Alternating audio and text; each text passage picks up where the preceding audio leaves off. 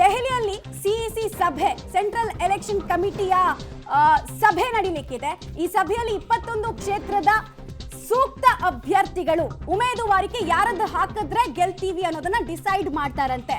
ಈಗಾಗಲೇ ರಾಜ್ಯ ಕಾಂಗ್ರೆಸ್ ನಾಯಕರ ಹತ್ರ ಕೂಡ ಒಂದು ಪಟ್ಟಿ ಇದೆ, ಅಂದ್ರೆ ಸಿಂಗಲ್ ನೇಮ್ ಇಟ್ಕೊಂಡು ಇವರು ಕೂಡ ಹೋಗಿದ್ದಾರೆ.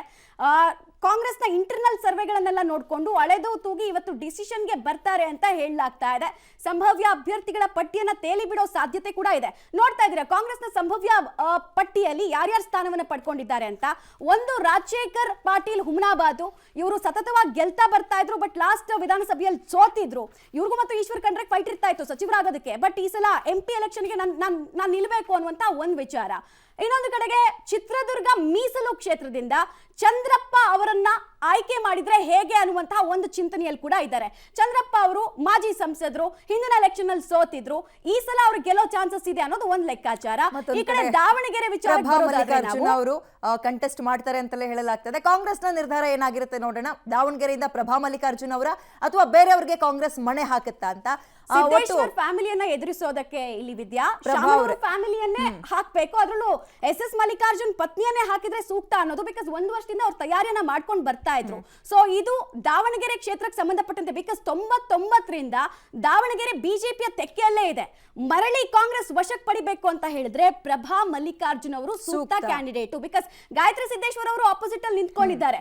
ಮಹಿಳಾ ಮಣಿಗಳ ಫೈಟ್ ಅಲ್ಲಿ SS ಮಲ್ಲಿಕಾರ್ಜುನ್ ಅವರ ಪತ್ನಿಯ ವರ್ಚಸ್ ಜಾಸ್ತಿ ಇರುತ್ತೆ ಅನ್ನೋದು ಕೂಡ ಒಂದು ಲೆಕ್ಕಾಚಾರ. ಸೊ ಇವರು ಕೂಡ ಸಂಭಾವ್ಯ ಅಭ್ಯರ್ಥಿಗಳ ಪಟ್ಟಿಯಲ್ಲಿ ಹೆಸರನ್ನ ಪಡೆದುಕೊಳ್ತಾ ಇದ್ದಾರೆ. ಇದು ದಾವಣಗೆರೆ ಲೋಕಸಭಾ ಕ್ಷೇತ್ರಕ್ಕೆ ಸಂಬಂಧಪಟ್ಟಂತೆ ನಮಗೆ ಕಂಡು ಬರ್ತಾ ಇರುವಂತಹ ವಿಚಾರ.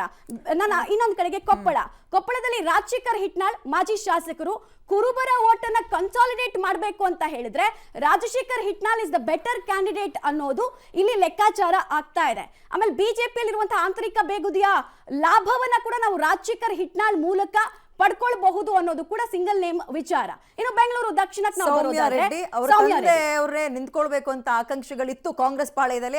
ಲೀಡರ್ಸ್ಗಳು ಅದನ್ನೇ ಒತ್ತಾಸೆಯನ್ನ ತೋರಿಸ್ತಾ ಇದ್ರು. ಇನ್ನೇನು ಕೆಲವೇ ಅಂತರಗಳಿಂದ ವಿಧಾನಸಭೆ ಎಲೆಕ್ಷನ್ ಅಲ್ಲಿ ಏನ್ ಗೆದ್ದು ಮತ್ತೆ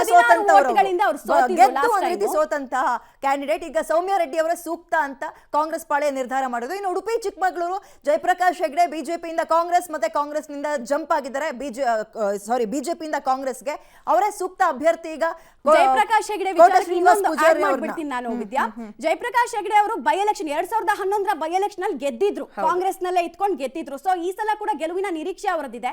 ಇನ್ನೊಂದು ಕಡೆಗೆ ಬೆಳಗಾವಿ ವಿಚಾರಕ್ಕೆ ಸಂಬಂಧಪಟ್ಟಂತೆ ನಮ್ಗೆ ಅಲ್ಲಿ 2-3 ಹೆಸರುಗಳು ನೋಡ್ತಾ ಇದೀವಿ. ಅದ್ರಲ್ಲೂ ಮೃಣಾಲ್ ಹೆಬ್ಬಾಳ್ಕರ್ ಅವರು ಕೊಟ್ರೆ ಹೇಗೆ ಅಂತ. ದಕ್ಷಿಣ ಕನ್ನಡಕ್ಕೆ ಸಂಬಂಧಪಟ್ಟಂತೆ ಪದ್ಮರಾಜು, ಇವರು ಬಿಲ್ಲವ ಸಮುದಾಯಕ್ಕೆ ಸೇರಿದವರು.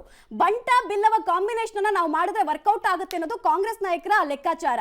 ಯಾಕಂದ್ರೆ ಚಿಕ್ಕಮಗಳೂರಿನಲ್ಲಿ ಜಯಪ್ರಕಾಶ್ ಹೆಗ್ಡೆ ಅವ್ರನ್ನ ನಿಲ್ಸಿದ್ರೆ ಅವರು ಬಂಟ್ರು, ಈ ಕಡೆ ಬಿಲ್ಲವರನ್ನ ದಕ್ಷಿಣ ಕನ್ನಡದಲ್ಲಿ ನಿಲ್ಸಿದ್ರೆ ನಮ್ಗೆ ವರ್ಕೌಟ್ ಆಗುತ್ತೆ, ಸಮುದಾಯಗಳ ಮತಗಳ ಕ್ರೋಢೀಕರಣ ಆಗುತ್ತೆ ಅನ್ನೋದು ಒಂದು ಲೆಕ್ಕಾಚಾರ ಕೂಡ ಇದೆ. ಇದು ಕಾಂಗ್ರೆಸ್ ಸಂಭವ್ಯರ ಇವತ್ತು ಅಥವಾ ನಾಳೆ ಅನೌನ್ಸ್ ಮಾಡಬಹುದು ಅಂತ ನಿರೀಕ್ಷೆ ಇದೆ. ನೋಡೋಣ. 7 ಜನ ಅವ್ರು ಇಲ್ಲಿ ತನಕ ಅನೌನ್ಸ್ ಮಾಡಿರೋದು, ಮೊದಲ ಪಟ್ಟಿ ರಿಲೀಸ್ ಮಾಡಿದ್ದಾರೆ. ಇನ್ನು ಉಳಿದಂತದ್ದು 21 ಜನ ಯಾವಾಗ ಅನೌನ್ಸ್ ಆಗುತ್ತೆ ಯಾರು ಅಭ್ಯರ್ಥಿಗಳು ಅನ್ನುವಂಥದ್ದು.